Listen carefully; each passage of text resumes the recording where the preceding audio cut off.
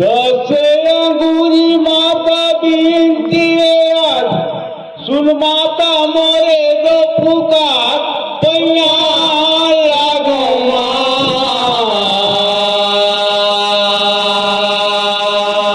आज के दसरा सार मारे मोला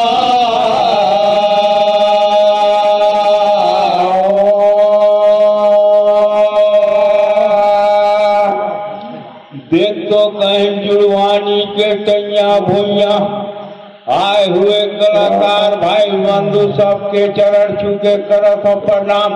ये जग में कर दिया हमारो उधार पैया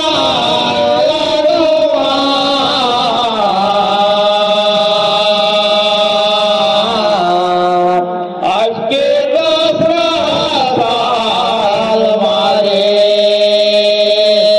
मोला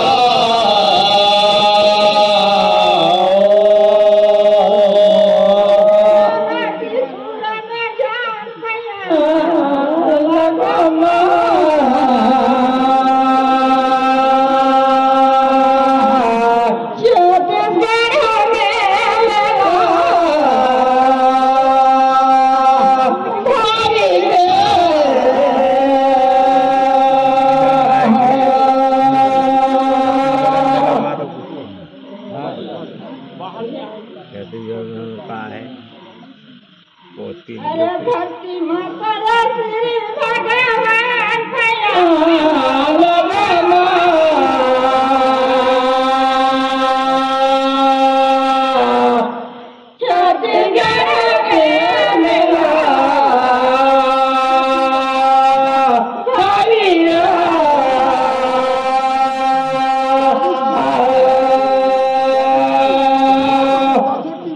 गए तो बाजार कहीं ले हाले नोन पूछा कहाँ आज के दसरा साल मारे मोला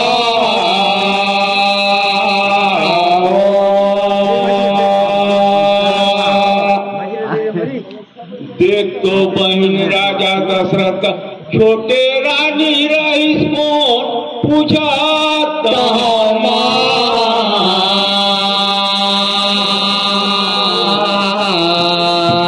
आगे दसरा साल मारे मोला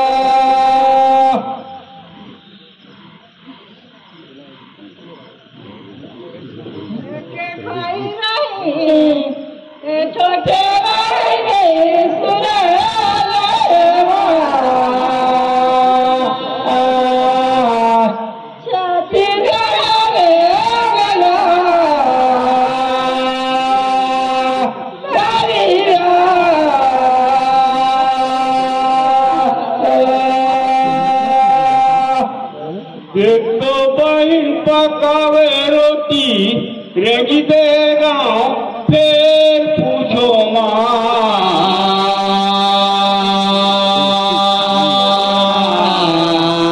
आज के दसरा साल मारे मोला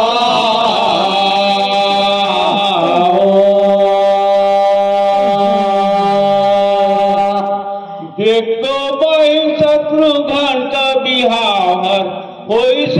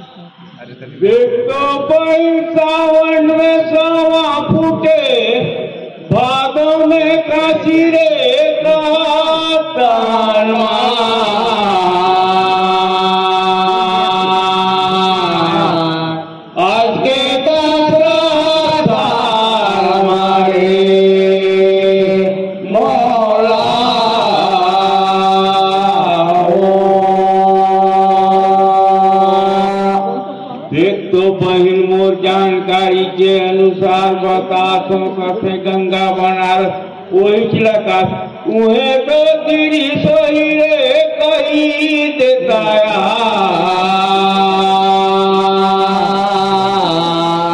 वाके दासरा मारे मोरा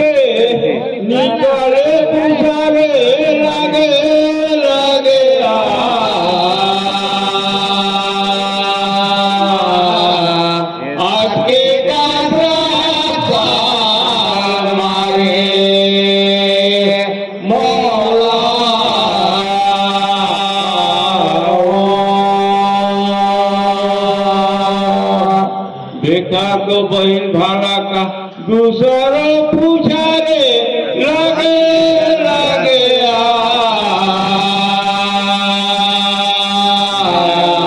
आज के दासरा हमारे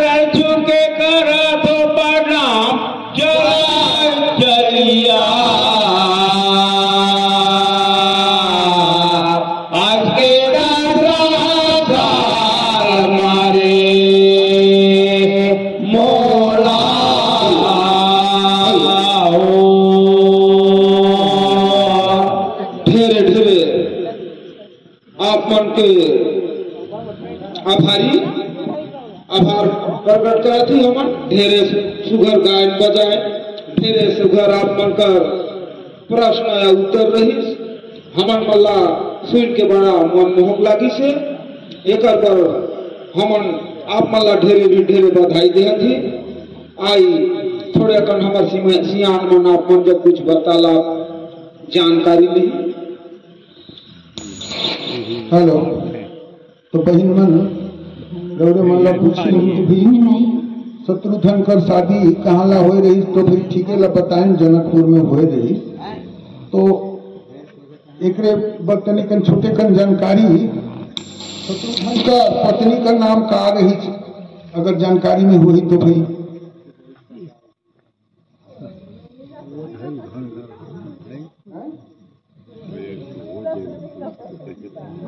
बढ़िया कहें।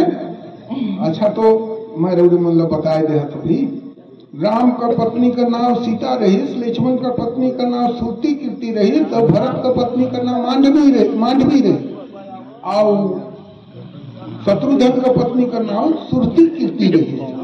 वही चला कहें, लेकिन तनिक भाई कम गोछियान तो नहीं सुन पाई नीति कर्मन, लेकिन बढ़िया बताएं है ना।